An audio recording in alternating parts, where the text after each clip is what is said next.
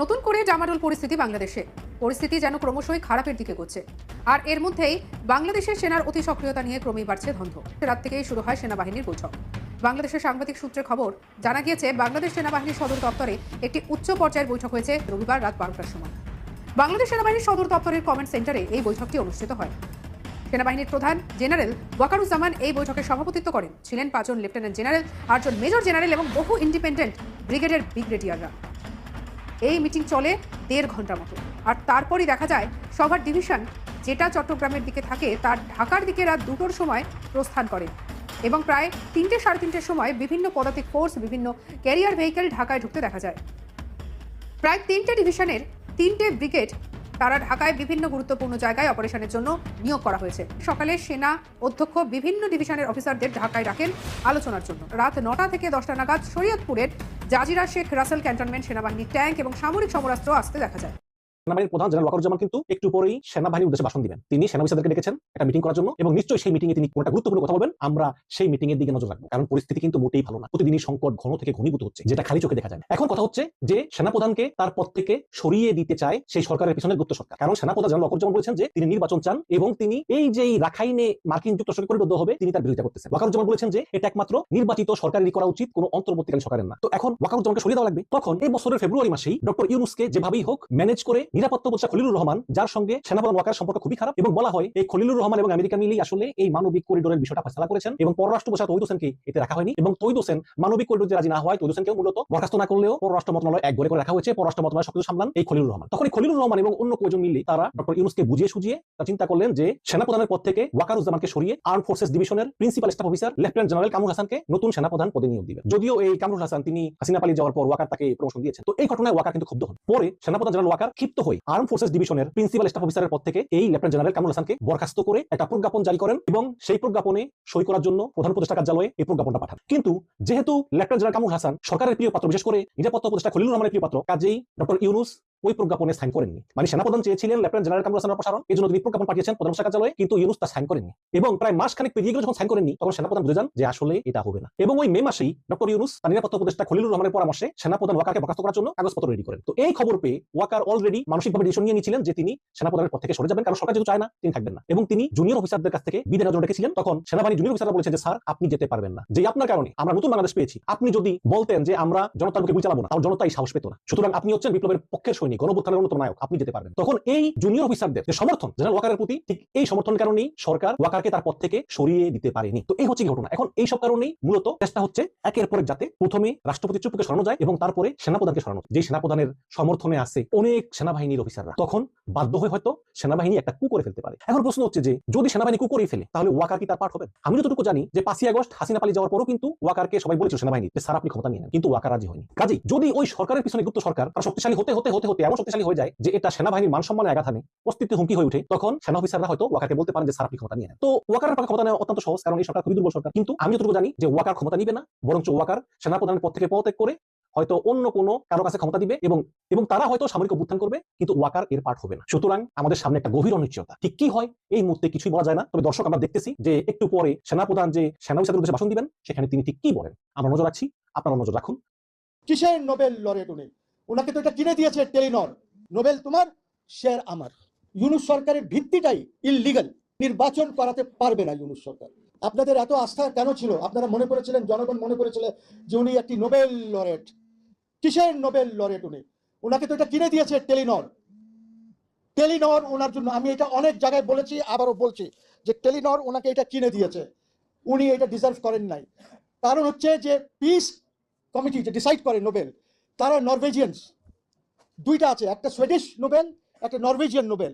আর এই Norwegian Nobel যারা আছে এরা ভালো ব্যবসা করে। আপনি জানেন ওই চাইনাতে যে একজনকে দেওয়া হলো যখন ওই ট্যাঙ্কের সামনে দাঁড়ায় গেল, আপনি জানেন শিরিন আবাদিকে দেওয়া হলো, আপনার চিনবেনও না হয়তো তাদেরকে। এরকম অনেক উদাহরণ দিতে পারি। 3টা মহিলাকে দেওয়া হলো ইয়েমেন টেমেনের এদিকে। দিস আর অল পারচেজ, বড় পাররা এগুলি সব নমিনেশন দিয়ে পারচেজ করে। এখন দেখবেন গাজায় মেরে ফেলেছে সবাইকে, কাজে ট্রাম্পকেও দেবে, আমেরিকানসদেরকে দেবে নোবেল পিস। এই হলো চরিত্র নোবেল পিসের। উনাকে দিয়েছে কেন? টেলিনর এর কথা ছিল যে ওরা এত % শেয়ার ট্রান্সফার করবে এই বছরের পর। উনি লন্ডনে একটি সলিসিটর ফার্মকে দিয়ে একটি নোটিশ দিলেন। তখন এই কুইক প্রো কো আমরা ইংরেজিতে বলি হয়ে গেল যে ঠিক আছে, নোবেল তোমার, শেয়ার আমার। You C. সো এই আমি তো জানি এটা, আপনারা হয়তো মিস করেন, খেয়াল করেন না এই ইম্পর্টেন্ট জিনিসগুলি। সো এই কারণে আমি জানতাম from day one this is going to fail, totally fail. এখন দেখছেন আপনারা টোটালি ফেল করেছে। আপনি বিদেশ থেকে এনে দেখেন এই আলী রিয়াজ মিয়াজকে তো আমি মনে করি যে তারা ট্রেটার, তাদের তো এই দেশের সাথে কোনো সম্পর্ক নাই। তারা ডলার আয় করার জন্য, ভালো জীবন যাপন করার জন্য তারা দেশকে, গরিব লোকজনকে ছেড়ে চলে গেছেন। এরা সবাই আমাদেরকে ছেড়ে দিয়ে গেছে। তারা কেন? বিকজ আমরা বড় লোক হব, আমরা ভালো থাকবো। আজকে এখানে এসে কোটি কোটি টাকা সবাই নষ্ট করেছে, সেটা বিডা হোক, ইনভেস্টমেন্ট কনফারেন্সের নামে, বা আলী রিয়াজ গং হোক, এই মজুমদার যে ইলেকশন করে সে হোক, সে তো থাকেই ওদের স্যালারি পায় আমেরিকানদের থেকে। সো এই জিনিসগুলি না বুঝলে ইউ উইল নট আন্ডারস্ট্যান্ড। দ্বিতীয় জিনিস যেটা হলো সেটা হলো যে নির্বাচন করাতে পারবে না ইউনূস সরকার, কোনোভাবেই পারবে না। তৃতীয় হলো ইউনূস সরকারের ভিত্তিটাই ইললিগাল। আপনারা হয়তো জানেন না যে উনি 8 তারিখে শপথ নিলেন, 2টার দিকে উনি এখানে আসলেন, তখন ওনাকে একটি কাগজ দেওয়া হলো, একটি সুন্দর ক্যাবিনেটের কাগজ দেওয়া হলো। সেখানে অনেক বিজ্ঞজন ছিলেন। উনি লাউঞ্জে যখন ওই কাগজটা আসলো ওনার হাতে, উনি নামগুলি কেটে দিলেন। একটা নাম আমাকে বলা হয়েছে হাইয়েস্ট কোয়ার্টার অফ দিস কান্ট্রির থেকে, রিপাবলিকের হাইয়েস্ট কোয়ার্টার বলেছে। সো এই যে জিনিসগুলি উনি করলেন, কেন করলেন? বিকজ উনি নিজে এনজিও করেন, এনজিওর বাইরে উনি কিছু চিন্তাও করেন না, কাউকে চেনেনও না, কাউকে জানেনও না। এনজিও সরকার উনি বানালেন। আর কি করলেন? দেখা গেল চিটাগং ডিভিশনের সরকার, ওর বাইরে কিছু নাই। এই 18 কোটি মানুষের মধ্যে উনি এই এনজিও সরকার করলেন। এনজিওদের কাজ কি? এনজিওরা খবর রাখে যে কে এইড দিচ্ছে, কোন কাজে এইড দিচ্ছে, সেখানে গিয়ে প্রজেক্ট দেয়, প্রজেক্ট দেওয়ার পর সেখান থেকে টাকা আনে, বিদেশি টাকা। এরা সব বিদেশি টাকার লোকজন। আপনি ওদেরকে দিয়ে করলেন, আপনি একই জিনিস। সরকারের অন্যতম প্রভাবশালী উপদেষ্টা আসিফ মাহমুদ সজীব ভুঁইয়াকে নিয়ে কাহিনীর যেন শেষ নেই। একের পর এক গুরুতর অভিযোগ, নানান ধরনের গল্প আমাদের সামনে এসে উপস্থিত হচ্ছে, এবং নির্দ্বিধায় এটুকু বলা যায় যে তার বিরুদ্ধে আরো অসংখ্য গুরুতর অভিযোগ আমাদের সামনে আসবে। একটু চোখ বন্ধ করে বলে দেওয়া যায়, নতুন যে ভয়ানক তথ্য আমাদের সামনে এসেছে, সরকারের একটি প্রকল্প থেকে তার ক্ষমতার অপব্যবহারের মাধ্যমে একবারে 1200 কোটি টাকা বাড়িয়ে নেওয়া হলো তার একার সিদ্ধান্তে। উপদেষ্টা পরিষদের আর সবাই যেখানে বিরোধিতা করেছেন, তার একার সিদ্ধান্তে একটা প্রকল্পেই 1200 কোটি টাকা বাড়িয়ে নেওয়া হলো, এবং এটি পাশ হয়েছে সম্ভবত রোববারই টেকনিক্যাল সভায়। কালের কণ্ঠ এটি নিয়ে একটি বিস্তারিত প্রতিবেদন করেছে। বিষয়টি হচ্ছে যে আওয়ামী লীগের সময় শেখ রাসেল মিনি স্টেডিয়াম নামে একটি প্রকল্প হাতে নেওয়া হয়।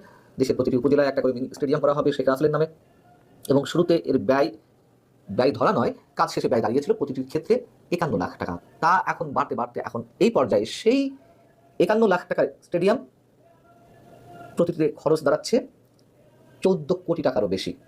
তাই বলে এ নয় যে 51 লাখ টাকা থেকে একবারে 14 কোটি টাকাতে রূপান্তর করেছেন বা উন্নীত করেছেন আসিফ মাহমুদ, তা নয়। এর মাঝে আওয়ামী লীগও বাড়িয়েছে। এখন আসিফ মাহমুদ সজীব ভুঁইয়া কত বাড়ালো? 2016 সাল থেকে 2019 সালের মধ্যে প্রথম পর্যায়ের যে প্রকল্প, এই মিনি স্টেডিয়াম নির্মাণের জন্য খরচ হয়েছিল 131টি মিনি স্টেডিয়ামের জন্য খরচ হয়েছিল 66,78,60,000 টাকা, অর্থাৎ প্রতিটির পেছনে ব্যয় দাঁড়িয়েছিল 51 লাখ টাকা। এবং 19 সালে এই প্রকল্পের প্রথম পর্যায় শেষ হওয়ার পরে যখন প্রকল্পের দ্বিতীয় পর্যায় শুরু হয়, তখন প্রতিটির ব্যয় আওয়ামী লীগ ধরেছিল 8,86,70,000 টাকা। না, আওয়ামী লীগ কি পরিমাণ দুর্নীতি করেছে একবারে 2019 থেকে 2021-এর মধ্যে, 2 বছরের মধ্যে প্রতিটির জন্য 51 লাখ টাকা যেখানে লাগার কথা ছিল, ধরে নিলাম যে সময়ের সঙ্গে সঙ্গে নির্মাণ সামগ্রীর দাম বাড়ে, অনেক কিছু করতে হয়, কিন্তু একবারে 8,86,70,000 টাকা তো হওয়ার কথা নয়। সেটি আওয়ামী লীগ করেছে। নিঃসন্দেহে আওয়ামী লীগ বড় দুর্নীতির অভিযোগ এখানে আমরা দাঁড় করাতেই পারি। অবশ্যই যদি আসিফ মাহমুদ সজীব ভুঁইয়াকে নিয়ে আমরা আলোচনা করি, অবশ্যই আওয়ামী লীগ যে ভয়ঙ্কর দুর্নীতি করা হয়েছে আওয়ামী লীগ সরকারের সময়, এটিও তার একটি প্রমাণ। তো সেই আওয়ামী লীগের বিরুদ্ধে তো এই সরকার খুব উচ্চ কণ্ঠ, দুর্নীতির ক্ষেত্রে 80,000 কোটি টাকা নাকি খোঁজ পাওয়া গেছে, নাকি 40,000 কোটি টাকা খোঁজ পাওয়া গেছে, এবং ডক্টর মোহাম্মদ ইউনূস সকাল বিকাল যেখানে তিনি যাচ্ছেন দেশে কিংবা বিদেশে সব জায়গায় গিয়ে এই একই গল্প দিয়ে আসছেন। কিন্তু তার সরকারের উপদেষ্টা পরিষদের দর্শক, সম্পূর্ণ ভিডিওটি দেখলেন, আশা করি বিষয়টি বুঝতে পেরেছেন। এ নিয়ে আপনার গুরুত্বপূর্ণ মন্তব্যটি অবশ্যই কমেন্ট বক্সে জানিয়ে দিবেন। ধন্যবাদ।